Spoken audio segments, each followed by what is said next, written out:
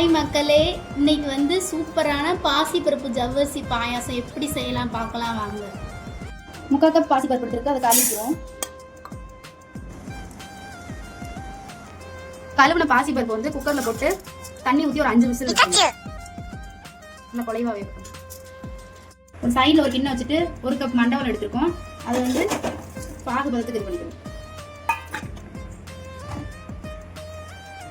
1/2 cup தண்ணி ஊற்றிக்கிறேன்.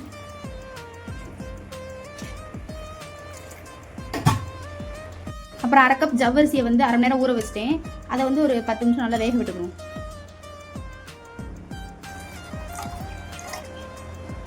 இந்த மாதிரி நல்லா கண்ணாடி பதத்துக்கு வந்தோடனே ஆஃப் பண்ணிடணும்.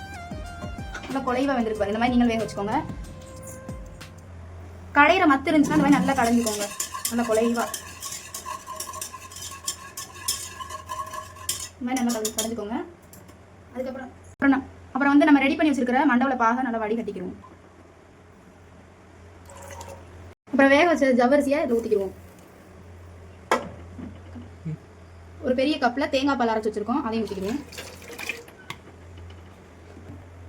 அடுத்து ஒரு கடாய் எடுத்துக்கோங்க. ஒரு 2 ஸ்பூன் நெய், 2 ஏலக்காய், ஒரு 4 முந்திரி, 4 கிறிஸ்மஸ் பழம், ஒரு குட்டி குட்டி தேங்காய் கட் பண்ணியிருக்கேன், அதையும் கொடுக்கணும். இது நல்லா வந்து வறுத்து எடுத்துக்கணும். அதை அப்படியே ஊற்றிடணும். எல்லாமே ஊற்றினதுக்கப்புறம் ஒரு 3 மினிட்ஸ் வந்து லோ ஃப்ளேமில் அடுப்பு வச்சு நல்லா மிக்ஸ் பண்ணிக்கோங்க. இதோ ரெடி ஆயிடுச்சு. நீங்களும் இதே மாதிரி செஞ்சு எப்படி இருக்குன்னு சொல்லி கமெண்ட்ல சொல்லுங்க. அஸ்ஸலாமு அலைக்கும்.